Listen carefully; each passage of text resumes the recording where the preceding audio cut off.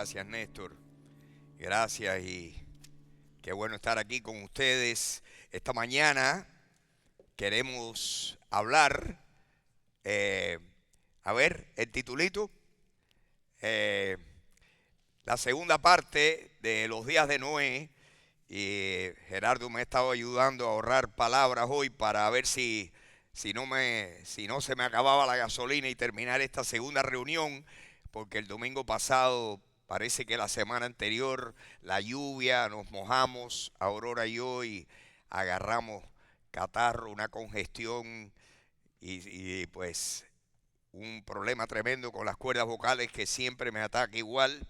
Así que el domingo pasado terminé sin voz aquí este segundo servicio y he estado esta semana dándole descanso, ¿verdad?, al instrumento de las cuerdas vocales.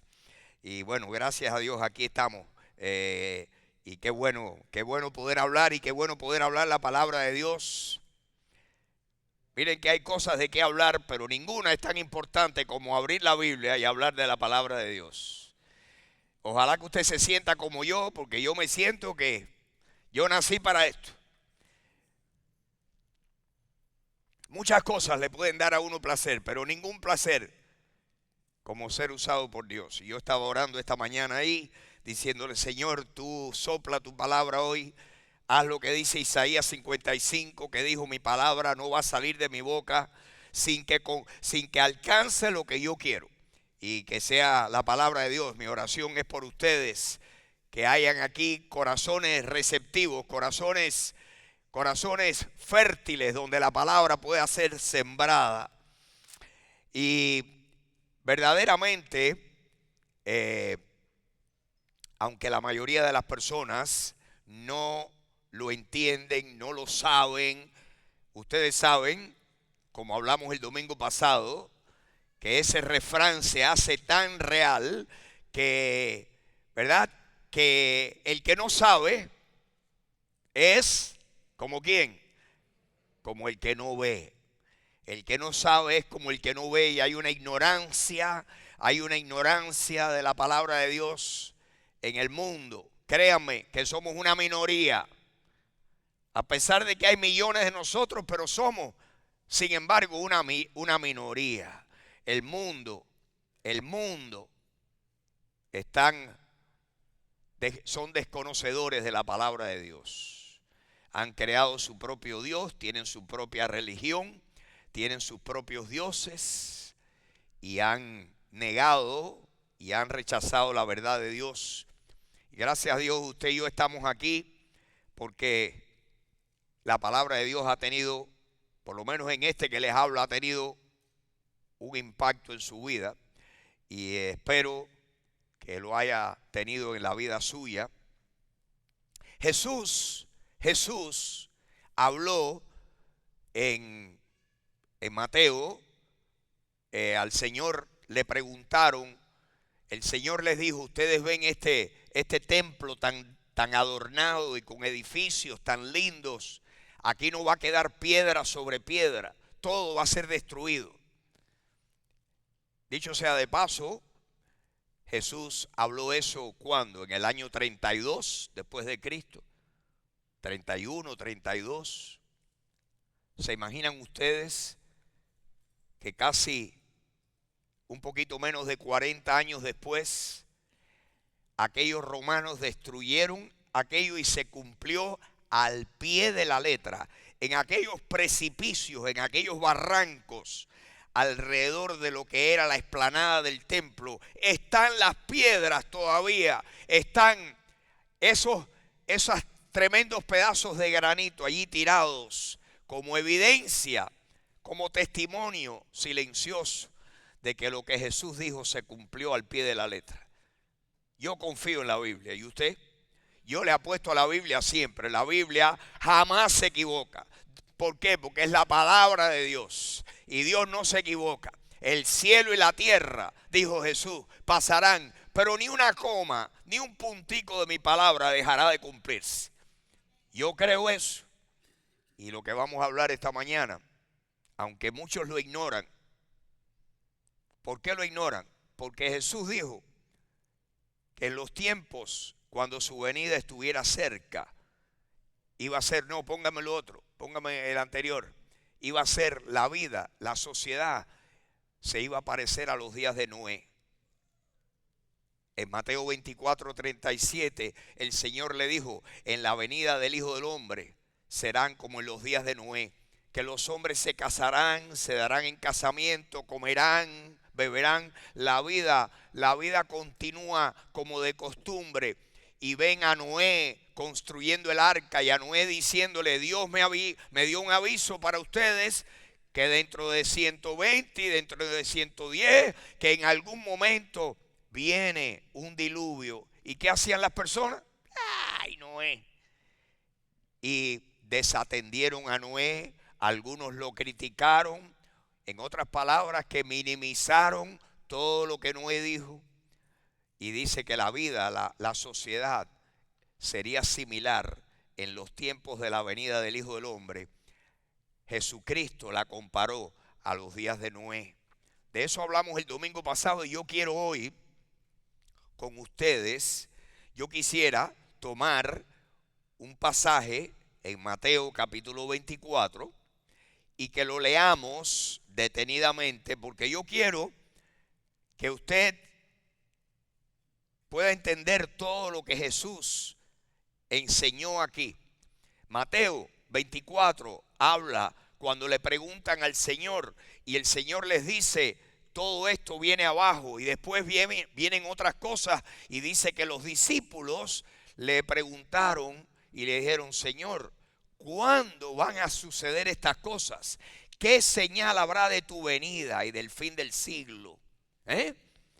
Miren lo que dice ahí. Le preguntaron, ¿dónde? Sentado él en el monte de los olivos, frente por frente al templo de Salomón. Frente por frente al templo de Salomón. Le preguntaron, ¿y todo esto que tú hablas, cuándo es que va a suceder? ¿Qué señal habrá de tu venida y del fin del siglo? Y ahí Jesús comenzó a hablarles en Mateo 24. También lo vemos repetido en Marcos capítulo 13 y en Lucas capítulo 21. Yo les cito todas estas cosas para que por favor usted, cuando tenga tiempo, usted busque y usted averigüe y usted verifique que lo que estamos diciendo es la verdad. Usted no confía en mí, usted confía en la palabra de Dios. Aquí quien manda es la palabra de Dios. El que manda aquí es el Señor. Usted no confía en los hombres se equivocan. Quien único no se equivoca es el Señor. Por eso la fe suya tiene que estar basada en la palabra de Dios y no en los hombres. Por favor, por eso les cito. Por eso aquí no podemos hablar simplemente por hablar. Tenemos que citar la palabra y por eso la vamos a poner aquí. Lo ideal fuera que usted tuviera su Biblia hoy, que usted leyera y que usted con un lapicito subrayara. Como acostumbro a hacer yo, le pongo estrellitas y cosas especiales donde encuentro algo. Todavía hasta el día de hoy estoy encontrando cosas y así va a ser siempre. La palabra de Dios siempre es una fuente inagotable de riqueza.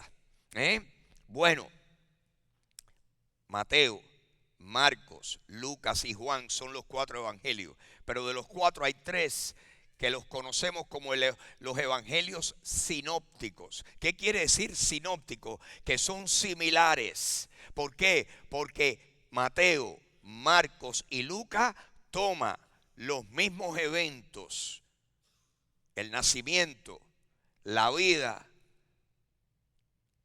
la acusación, la muerte de Jesucristo, su resurrección. Mateo, Marcos y Lucas cuentan los mismos eventos y le llamamos sinópticos o similares. Esta misma enseñanza en Mateo 24 la puede encontrar usted en Marcos 13 con algunas cosas que el Espíritu Santo le añadió. Y en Lucas capítulo 21 otras. Yo me tuve que sentar y decir cuál es la versión que comparto con mis hermanos. Mateo, Marcos o Lucas. Señor, ¿cuál de las 3? ¿Cuál de las 3? Las leí las 3 y seleccioné, creo yo, dirigido por el Señor, Mateo 24. Dice que ahí vamos a leer comenzando con el versículo 4. Si tienen su Biblia, me pueden acompañar. Si no, por favor, fíjense, vamos a leer lentamente, detenidamente, vamos a leer con el entendimiento. Los discípulos, cuando llegaron al monte de los olivos, le preguntaron: Señor, esto que dijiste allí en el templo, saliendo del templo, ¿cuándo es que va a pasar esto? ¿Cuándo serán? ¿Cuándo se cumplirán estas cosas? ¿Qué señal va a haber de tu venida y del fin del siglo? Y ahí el Señor empezó a darles lo que le podríamos llamar esta mañana los indicadores. Los indicadores.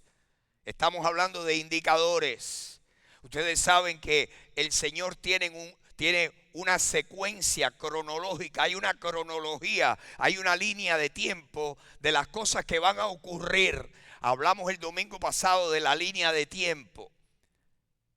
Los eventos importantes, la cronología. Dios tiene una cronología, una secuencia cronológica. En algún momento volveremos a hablar acerca de eso. Pero aquí les habló de uno de los eventos y es su venida. Ese último tiempo que va a venir sobre el mundo cuando su venida esté cerca. Jesús les da la siguiente enseñanza. Vamos a leer, vamos a comenzar por el versículo 4. Dice que Jesús, ante esas tres preguntas: ¿cuándo sucederán estas cosas? Número 1. Número 2, ¿qué señal habrá de tu venida?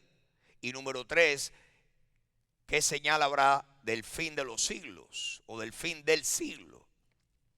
Jesús comienza, y vamos a leerlo desde el versículo 4 en adelante. Dice así: respondiendo Jesús les dijo, primero, miren,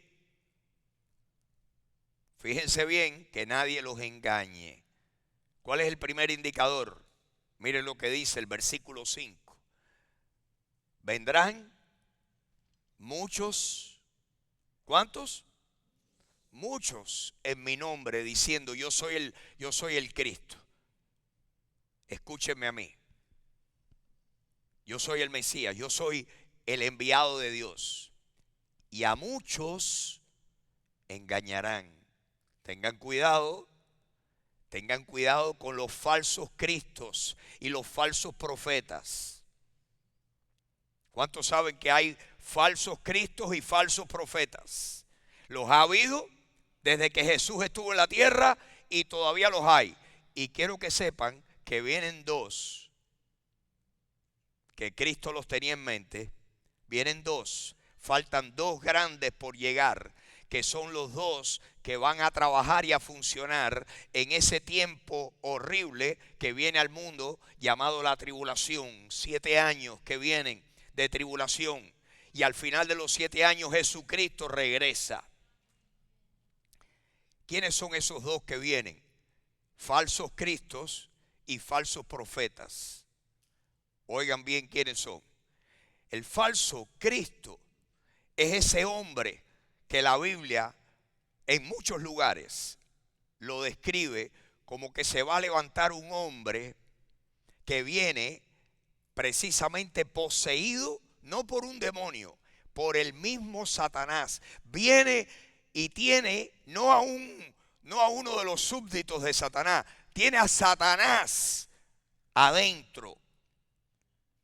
Viene poseído por Satanás y viene y primero habla falsas palabras de paz. Se gana la confianza del mundo. Va a ser un líder como ningún otro líder jamás se haya visto.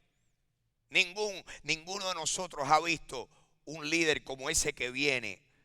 La Biblia le describe como el hombre de pecado y le describe como el anticristo, porque viene tratando de sustituir a Jesucristo, y ese viene a engañar, viene poseído por el padre de las mentiras, por el padre del engaño, y viene y ofrece falsa paz en un mundo que está en completa convulsión, y la gente deseosos, ansiosos de que alguien traiga paz.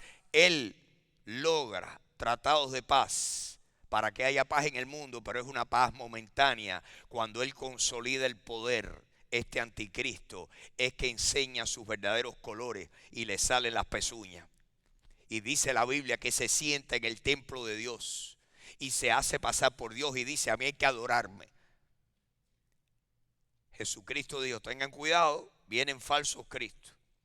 Y junto con ese, como lo sé yo porque está escrito en Apocalipsis 13, por favor, lo buscan, hagan una notica y cuando puedan se toman unos minutos y se leen el capítulo 13 del libro de Apocalipsis.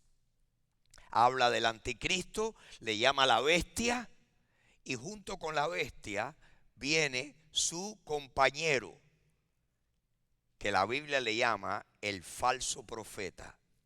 Y viene y hace que las personas le rindan honor, culto, pleitesía a este anticristo, la bestia y el falso profeta.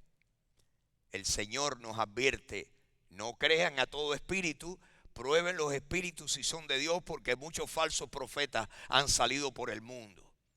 Pablo dijo: estos son falsos apóstoles, 2 de Corintios 11, 13. Estos son falsos apóstoles, obreros fraudulentos que se disfrazan como apóstoles de Cristo. Y no es maravilla, porque el mismo Satanás se disfraza como ángel de luz.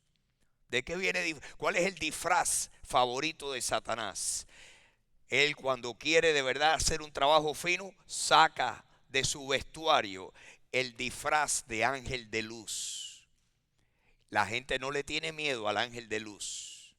La gente piensa que el ángel de luz viene de parte de Dios y no saben que es un disfraz nada menos que del enemigo de Dios. Satanás se disfraza. Sus apóstoles vienen también disfrazados. Sus profetas vienen disfrazados. Aquí Jesús nos dice: vendrán muchos en mi nombre diciendo: yo soy el Cristo. Lo triste es la última parte. ¿A cuántos engañan? ¿Se dan cuenta? Que el que no sabe es como el que no ve. Por la gracia de Dios, en esta mañana ninguno de ustedes, ninguno de los que estamos aquí va a ser engañado, porque la palabra de Dios nos da luz. La palabra de Dios nos permite conocer la verdad y la verdad nos hace libres. La verdad nos hace libres. Los cristianos verdaderos son los más difíciles de ser engañados por cualquier autócrata. Por eso nos detestan, por eso nos persiguen, por eso los dictadores nos persiguen, a los cristianos persiguen la iglesia del Señor. ¿Por qué? Porque no pueden dominar al que tiene la verdad aquí adentro. La verdad nos ha hecho libres. Así es. Cuídense. Dice el Señor aquí, le dice a sus discípulos. Pero vamos a continuar. Versículo 6, miren qué otros indicadores vienen aquí. Versículo 6, le dice a los discípulos: ¿qué más? Y ustedes oirán, ¿de qué? De guerras y de rumores de guerra. Tremendos conflictos bélicos en el mundo cuando estas cosas estén por cumplirse. Oirán de guerras y de rumores de guerra. Miren, cuídense, no vayan a turbarse, no se vayan a atemorizar, no vayan a caer en pánico. No, porque es necesario que todo esto acontezca. Pero aún no es el fin. Estamos arrancando nada más, calentando los motores. Versículo 7. Porque se levantará nación o etnia contra etnia. Esa es la palabra aquí, ethnos, en griego, que es donde viene grupo, nacionalidad. Se levantará nación contra nación y reino contra reino. Así que vienen tremendos conflictos sociales. ¿Qué más? Y habrá pestes. ¿Qué son pestes? Son pestilencias. ¿Qué es una pestilencia? Es una plaga, es una enfermedad, es una pandemia.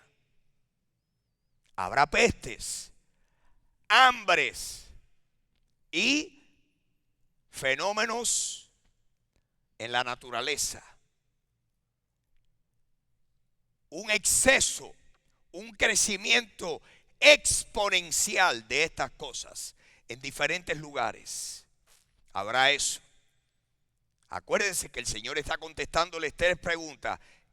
¿Cuándo sucederán estas cosas? ¿Qué señal habrá de tu venida y del fin del siglo? Y el Señor les explica todo esto. Versículo 8.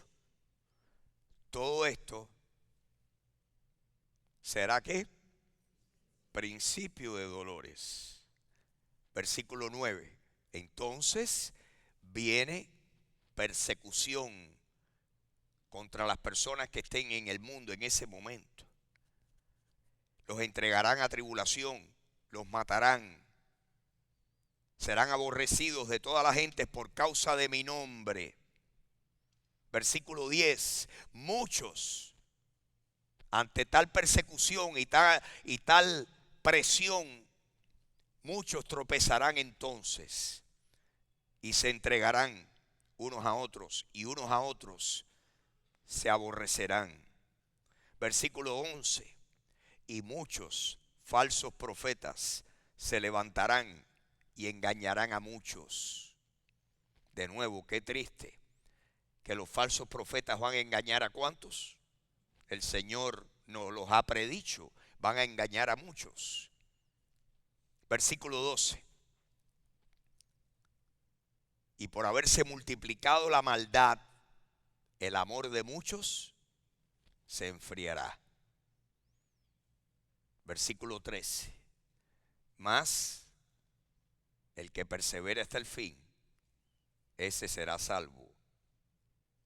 Versículo 14.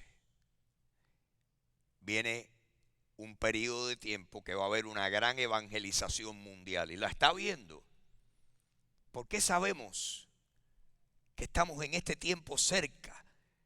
¿Sabían ustedes que la Biblia le llama, desde que Jesucristo resucitó y que comenzó la iglesia, estamos viviendo lo que la Biblia le llama los postreros días? Los postreros días comenzaron en el primer siglo, pero llevamos 20 siglos en los postreros días y creemos nosotros que estamos en la recta final de los postreros días. Estamos ya ahí al final del rabo de los postreros días.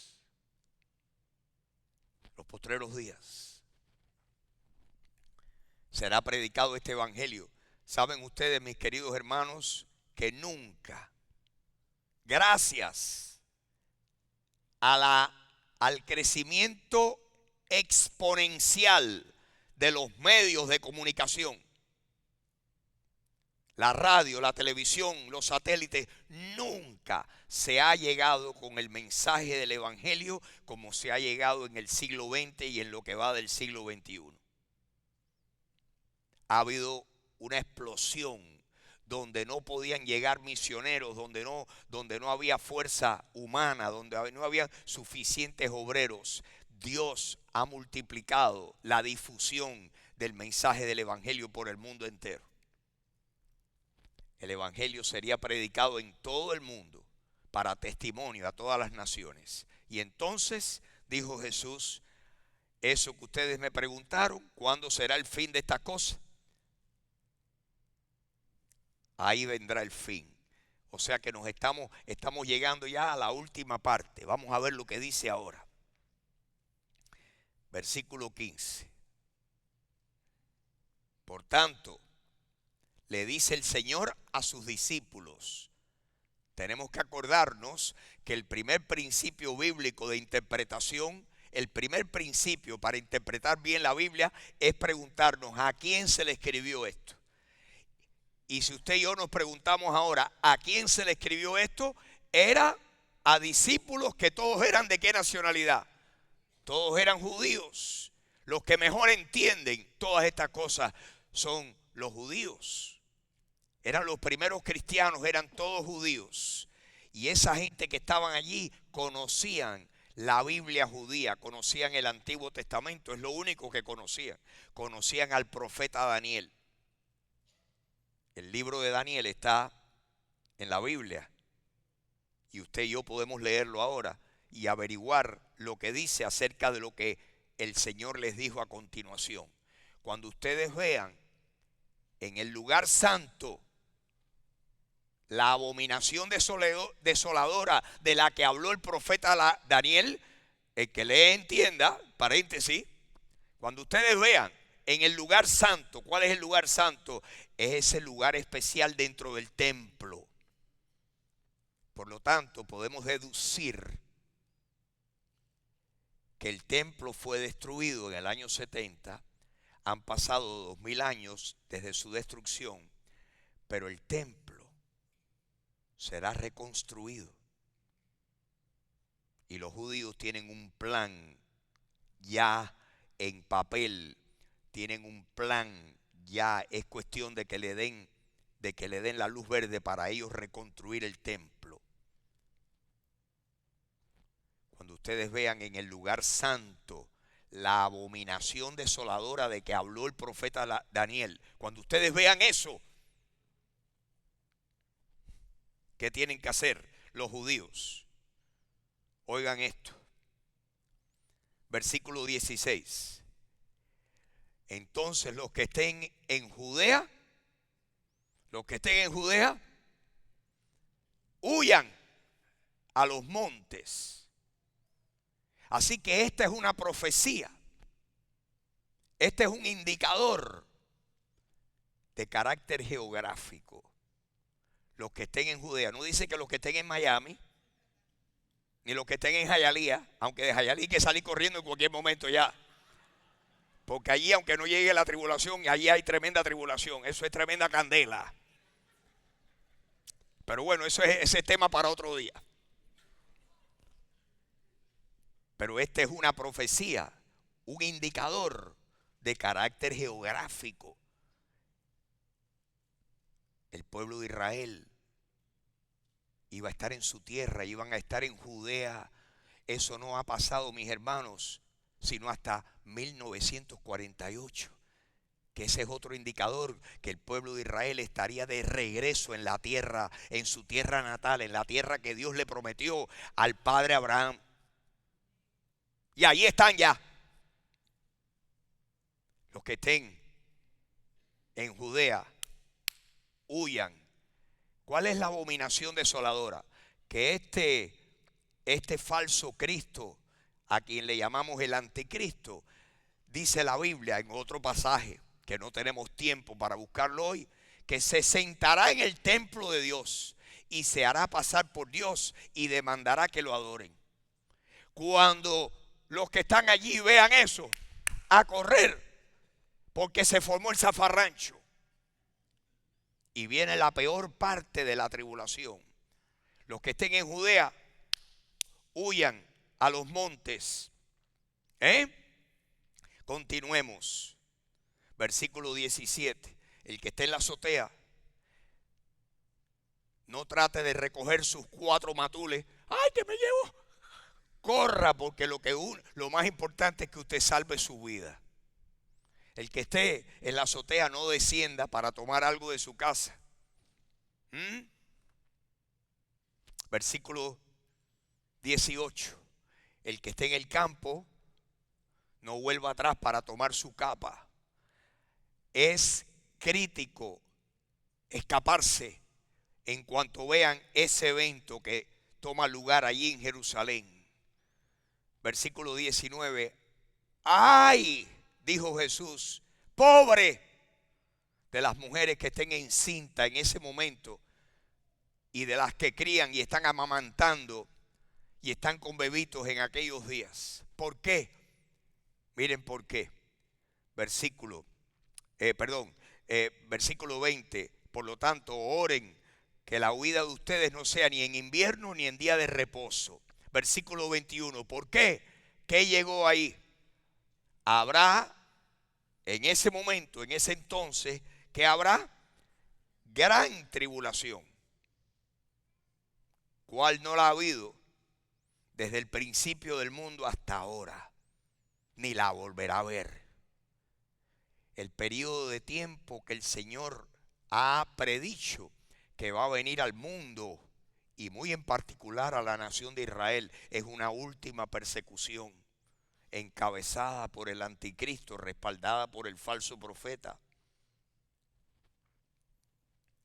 No ha habido tribulación, así que usted utilice su imaginación, y si no quiere usar su imaginación, le voy a recomendar algo mejor. Que usted se siente y lea, óigame bien, que usted abra, cuando tenga un ratico, 20 minutos, 30 minutos, siéntese con su Biblia y abra el libro de Apocalipsis, capítulo 6, y empiece a leer el 6 y el 7 y el 8 y lea hasta el 18. Porque todo el periodo de tribulación que viene sobre el mundo, el Señor se lo reveló al apóstol Juan para que Juan nos los escribiera a nosotros. Y está entre el capítulo 6 y el 18 de Apocalipsis. Léalo para que usted vea los eventos catastróficos que van a ocurrir en este mundo. Este mundo no ha visto todavía las cosas que van a ocurrir en el futuro. Habrá gran tribulación, la cual no ha habido, como la que viene, desde el principio del mundo hasta ahora. Recuerden, eso no lo dice Freddy, eso lo dice Jesucristo. Versículo 22. Y si Dios no acorta esos días, si los días no son acortados y la vida continúa y la historia no es acortada y Dios no abreva esos tiempos, nadie se extingue y se elimina la humanidad. Así va a ser la pérdida de vida en ese tiempo. Mas por causa de los escogidos, esos días serán ¿qué? Acortados. Esos días serán acortados porque Dios toma en consideración a sus escogidos que van a estar ahí. No usted ni yo, pero los escogidos. Dice aquí, versículo 23. Entonces, si alguno les dice, acuérdense, el Señor le está hablando a los discípulos que le hicieron las preguntas, las 3 preguntas. Si alguno les dice, miren, aquí está el Cristo, o miren, allá está, no le crean. No le crean, porque el día que Jesucristo regrese, dice la Biblia que todo ojo le verá. ¿Qué clase de milagrazo va a ser el Señor? Que el globo terráqueo, cuando Cristo aparezca en el oriente, en el occidente, en el norte y en el sur de todas partes del mundo, verán a Jesucristo. No le crean. ¿Por qué? Miren lo que dice a continuación. Porque se levantarán falsos cristos y falsos profetas, harán grandes señales y prodigios, de tal manera que engañarán, si fuere posible, aún a los escogidos. Ya se los he dicho antes. Así que, versículo 26, si les dicen, miren, está en el desierto, no salgan, o miren, está en los aposentos, no le crean. ¿Por qué? Versículo 27, porque como el relámpago, miren qué ilustración esta. El relámpago que sale desde el oriente y se muestra y recorre los cielos y se ve hasta el occidente. Así será también la venida del Hijo del Hombre. En otras palabras, que se va a ver.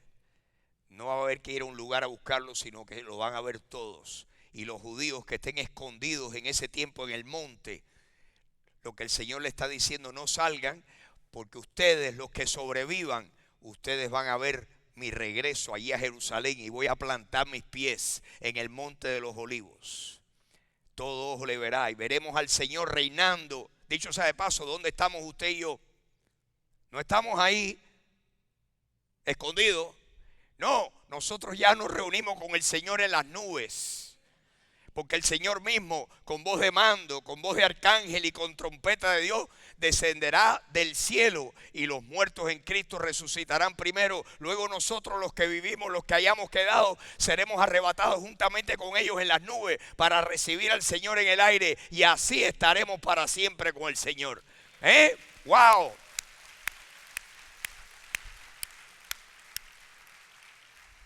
Así que el que se fue hace un ratico porque tenía miedo de lo que estaba diciendo yo, se perdió la mejor parte. Ojalá que esté en el lobby oyéndolo por el alto parlante. Nosotros somos de los ejércitos celestiales que vamos a regresar con el Señor, según Apocalipsis 19.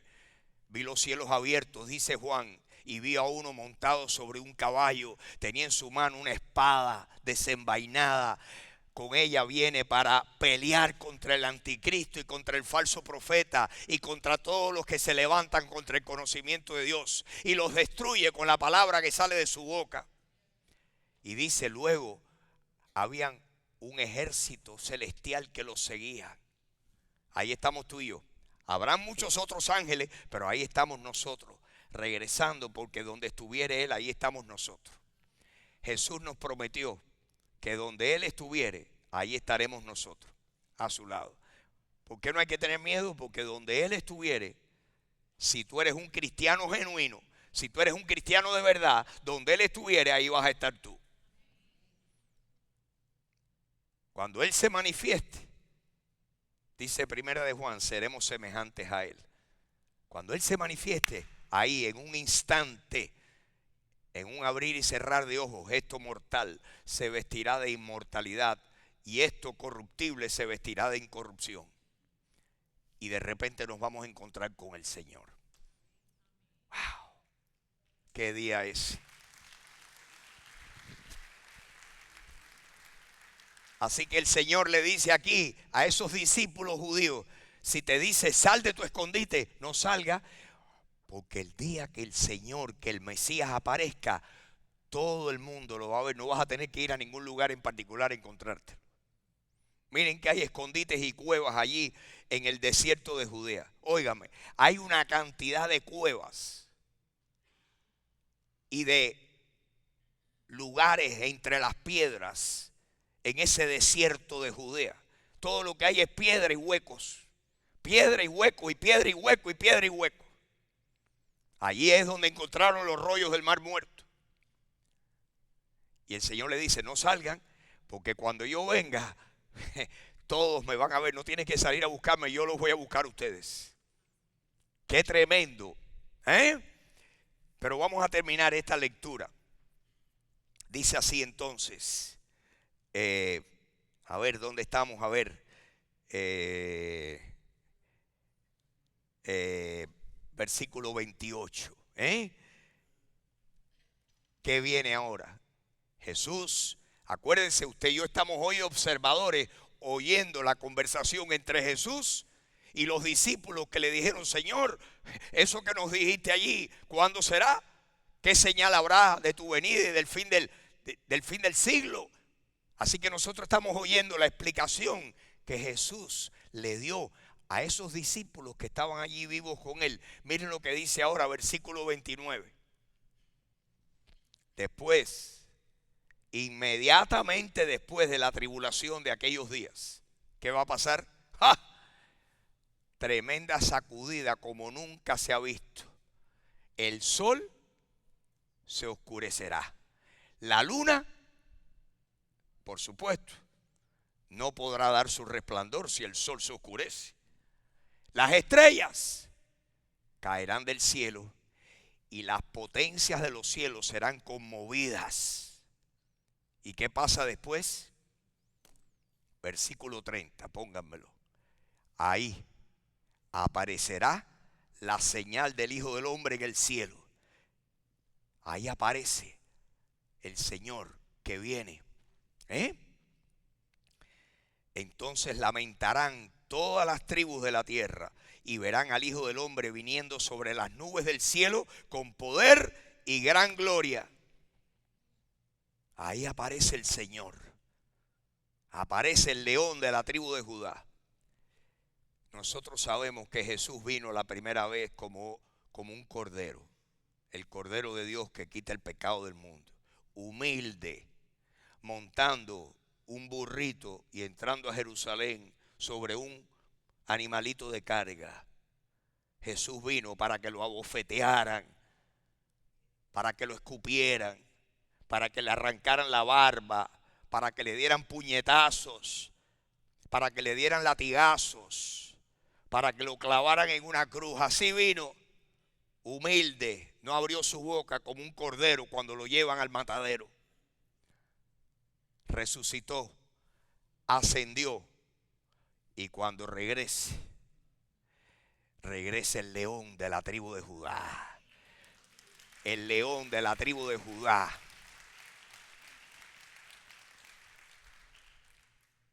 El león todopoderoso, el león de la tribu de Judá. Lo verán venir sobre las nubes del cielo con poder y gran gloria. Versículo último, el 31. Enviará sus ángeles con gran voz de trompeta y juntarán a sus escogidos de los cuatro vientos, desde un extremo del cielo hasta el otro. Ahí el Señor llama a sus escogidos, porque el Señor viene a reinar en Jerusalén y viene a implantar su reino y viene a arreglar el desastre del que habló Gerardo hace un rato. Viene a arreglar este desastre. ¿Cuál es el desastre? El desastre es que Adán y Eva pecaron y nosotros ni entendemos la inmensidad, lo horrible, la fealdad del pecado que ha caído sobre este mundo y la mancha del pecado. Nosotros los seres humanos, como somos humanos y fallidos, no entendemos en su totalidad lo que es la mancha de pecado que hay sobre nosotros, sobre este mundo, sobre la sociedad, sobre nuestros antepasados. El pecado es lo más horrible que hay. Dios lo detesta. Dios detesta el pecado. Nosotros no lo entendemos. Y este mundo, hasta que Jesucristo no venga, no va a ser enderezado y limpiado y lavado. Nosotros somos perdonados de nuestros pecados, pero cuando venga el gobernante perfecto, va a establecer un gobierno perfecto. Y se acabaron los guapos, y se acabaron los dictadores, y se acabaron los corruptos, y se acabaron todos los malos, porque Jesucristo va a reinar sobre el mundo entero desde Jerusalén. ¿Qué le parece? ¿Qué le parece?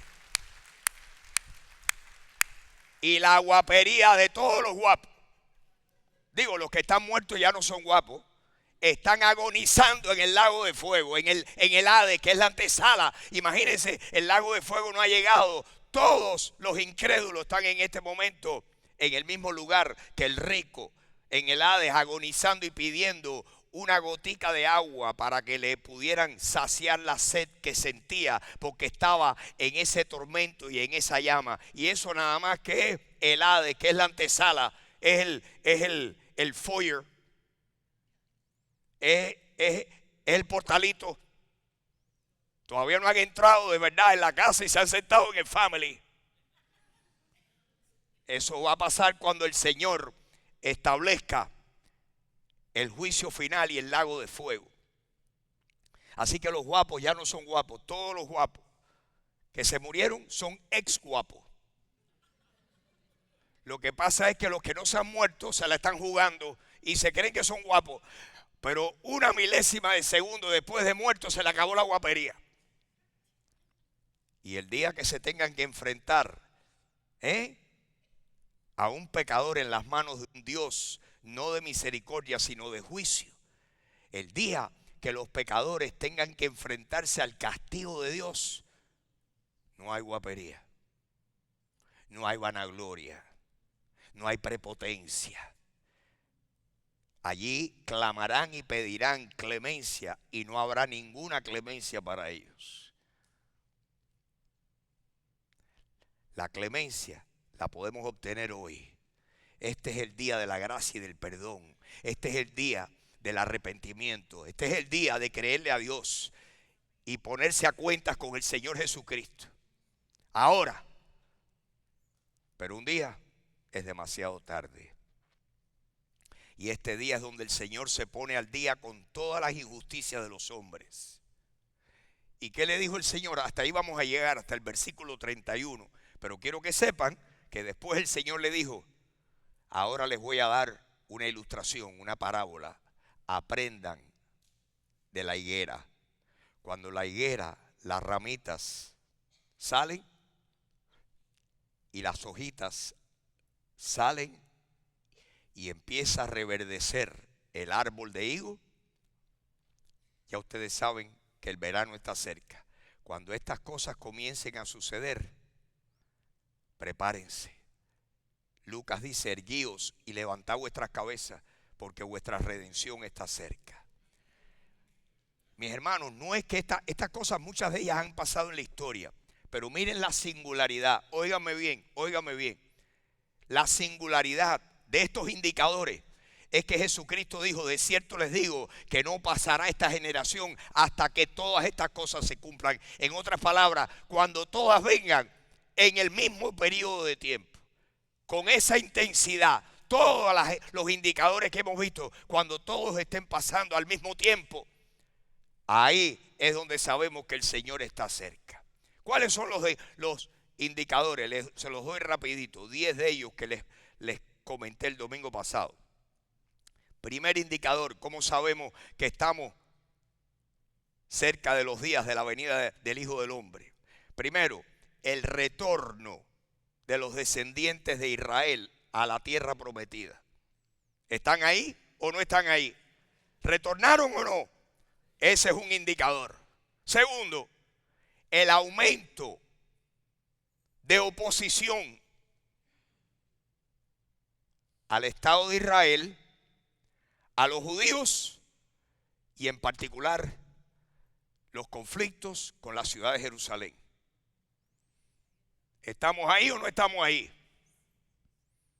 Número 3, el aumento exponencial de los conflictos armados. Eso lo vimos en esta mañana. Número 4, el aumento exponencial de calamidades ambientales. ¿Estamos ahí o no estamos ahí? Número 5, el aumento exponencial de plagas y enfermedades a nivel internacional. Número 6, la evangelización mundial. Otro indicador. Número 7, la apostasía y el abandono a la fe a nivel mundial. Número 8, el aumento, esto lo dice Daniel capítulo 12, el aumento exponencial de información en el mundo. Ustedes saben que el conocimiento, dice Daniel, Dios le dijo, el ángel le dijo: Daniel, la ciencia, cuando sea el fin de los días, la ciencia aumentará. ¿Qué cosa es ciencia? El conocimiento aumentará. Ha habido una explosión de conocimiento y se multiplica de una manera exponencial en este momento. Eso no existía antes. Novena, hay muchos más, pero yo nada más que seleccioné 10. Otro indicador, el número 9, el aumento exponencial de transporte. ¿Cuándo fue? Es en el siglo XX y lo que vamos del siglo XXI, que ha habido una explosión de transporte. Hasta hace 100 y pico de años, los hombres por cientos y miles de años se movían o a pie o con 2 ruedas, un carretón y un burro adelante alándolo. No había otro transporte, no había otra manera de transporte, pero ¿qué pasó? Vino la revolución industrial, vino el combustible, el invento del motor de combustión interna, los ferrocarriles, los aviones, los cohetes, y ha habido una explosión de transporte en el siglo XX y en lo que va del siglo XXI. Dejé una buenísima para última, la número 10. Porque cuando yo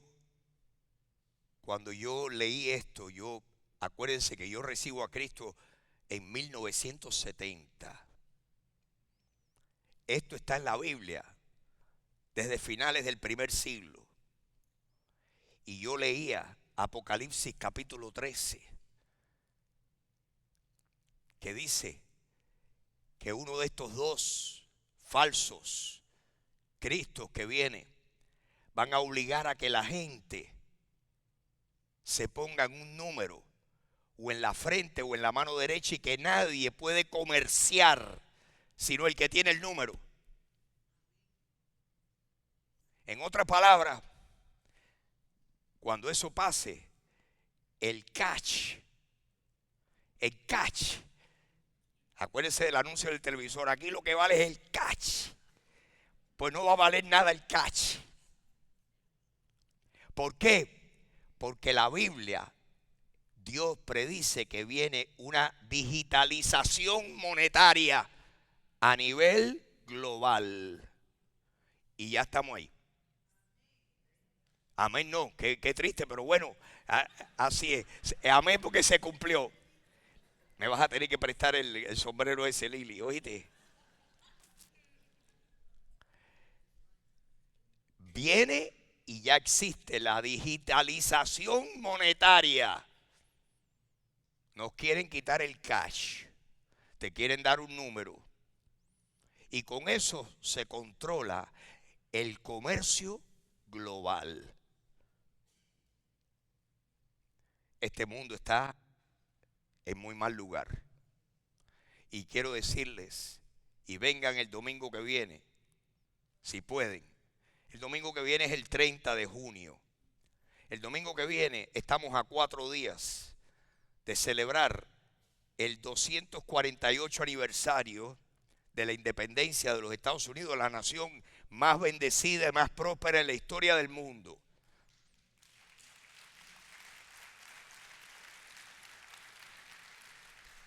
Y la pregunta es, ¿y qué va a pasar aquí? Venga el domingo que viene que vamos a hablar de eso. ¿Qué va a pasar aquí en la USA?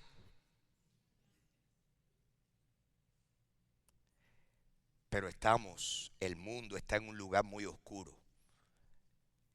La esperanza es que viene el Padre de las luces a traer luz a este mundo oscuro.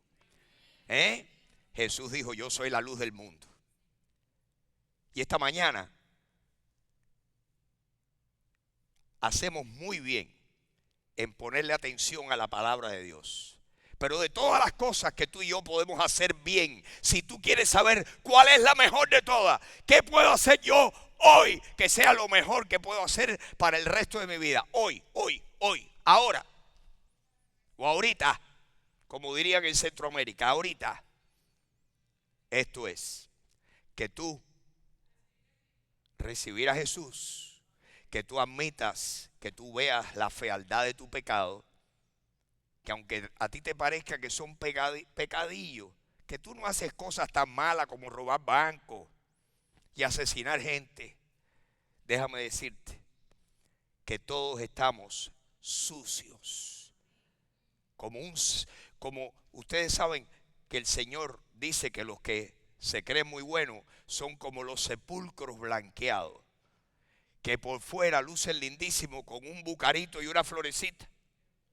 Y cuando sacas y huele y ves a esos gusanos y dice, pero esto es una pudrición, chico. Así es el pecado. Estamos podridos. Si tú estás podrido y yo también. El pecado es lo peor que hay. Cuando nosotros decimos, Dios, qué malo soy yo, Señor, qué malo. Pero Señor, qué bueno eres tú. Y Señor, tú eres tan bueno que tú eres capaz de perdonar mi maldad. Porque la sangre de tu Hijo es tan pura, es tan emblanquecedora, es tan purificadora que yo si creo que la sangre de tu Hijo me limpia y me lava, tú dices que mis pecados, aunque estén negros como la noche, serán emblanquecidos y serán blancos como la nieve, porque ese poder tiene la sangre de Jesús. ¿Eh? ¿Qué me puede dar perdón? No es que tú modifiques tu conducta y que tú digas, ay, a partir de ahora me voy a portar mejor. Eso es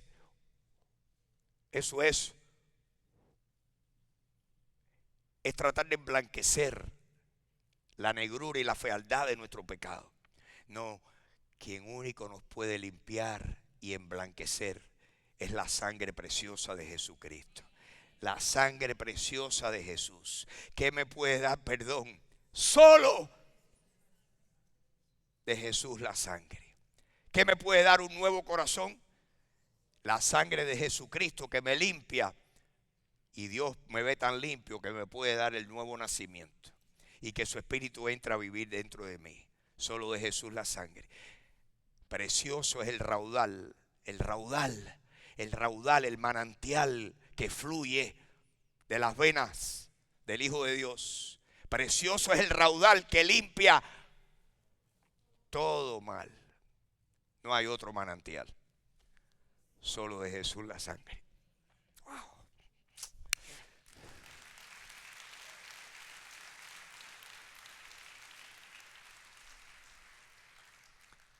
¿Qué puedes hacer tú bueno hoy? Abrir tu corazón y decirle: Jesucristo, necesito a alguien que me perdone. Y ese eres tú. Límpiame, Señor, te acepto, te recibo, confío en ti. Lávame, lávame con tu sangre preciosa todos mis pecados. Perdóname que te debo mucho. No tengo cómo pagarte lo que te debo. Lávame, límpiame, purifícame. ¿Y qué hace el Señor? El Señor dijo: el que tenga sed, venga a mí, que yo le voy a dar a beber agua. Un agua que cuando entre en él va a saltar y va a ser un manantial incesante. El que cree en mí, como dijo la Escritura, de su interior correrán ríos de agua viva. ¿Quieres tu agua viva que salga de ti? Venga a Jesucristo y dile: Señor, dame de beber de tu agua, necesito agua de vida que me limpie por dentro, que sacie mi sed. Amén. A ver, vamos a tener un momento de oración. Si usted no lo ha hecho nunca, qué mejor momento para hacerlo hoy. Que usted en este momento le diga, si quiere lo puede hacer en voz baja, en silencio en su corazón. Pero yo le invito a que si usted no tiene pena, que lo haga en voz alta. Que usted le diga: Jesús, soy un pecador o una pecadora. Necesito tu perdón. Jesús, yo creo que tú eres el Señor, que moriste por mí, derramaste tu sangre para que yo pudiera ser perdonado. Hoy te recibo. Jesús dijo: el que cree en mí tiene vida eterna. Puedes tú decirle ahora, puede ser en voz baja, en tu corazón, porque el Señor oye como nadie, oye lo que sale de nuestro corazón. Puedes tú decirle a Jesús ahora mismo: Jesús, yo te invito a que tú entres en mi vida. Te acepto como mi Salvador. Creo en ti de todo corazón. Dame vida eterna.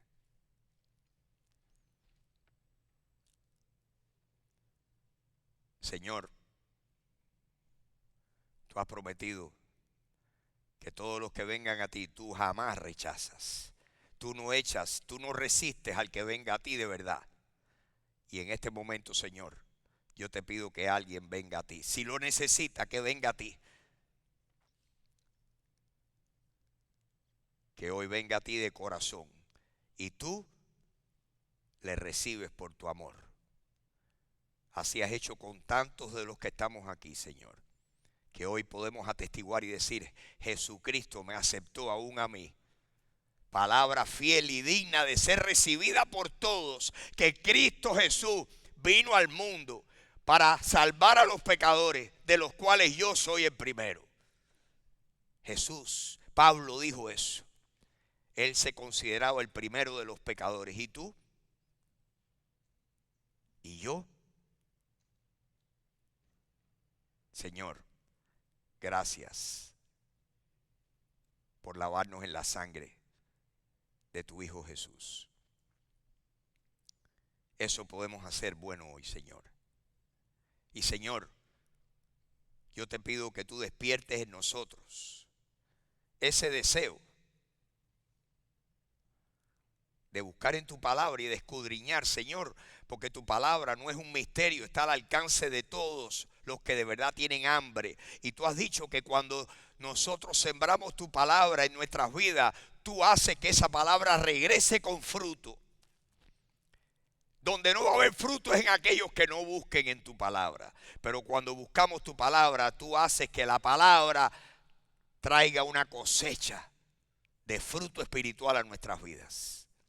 Señor, te pedimos que tú nos des esa sed de tu palabra y que la palabra tuya sembrada en nuestros corazones nunca regrese vacía. Lámpara es a mis pies tu palabra y lumbrera a mi camino. ¿Con qué limpiará el joven o el adulto su camino? Con guardar tu palabra. Ayúdanos, Dios, a hacer eso. Esta mañana te pedimos, Dios, no que nos llenes de temor, pero sí que nos des la sabiduría para darnos cuenta que hoy te debemos dar lo mejor de nuestras vidas. Y mi hermano, si tú eres un creyente verdadero, si eres creyente de verdad, de todo corazón, oye lo que dice el Señor. ¿Qué tenemos que hacer hoy? Así que, hermanos, les ruego por las misericordias de Dios que presenten sus cuerpos en sacrificio vivo, santo, agradable a Dios, que es vuestro culto racional. No se conformen a este siglo, sino transfórmense por medio de la renovación de vuestro entendimiento, para que ustedes puedan comprobar cuál es la buena voluntad de Dios, agradable y perfecta.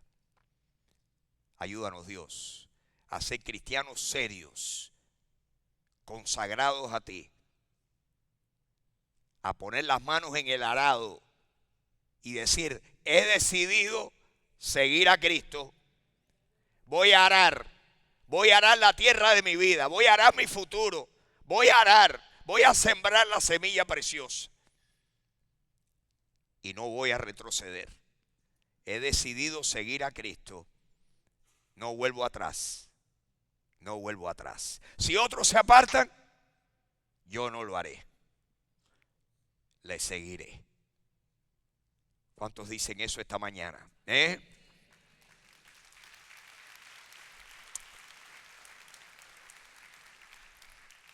Señor, gracias que en tu bondad y en tu paciencia tú nos permites empezar de nuevo. Y Señor, muchos tenemos que empezar de nuevo, y casi todos los días tenemos que empezar de nuevo.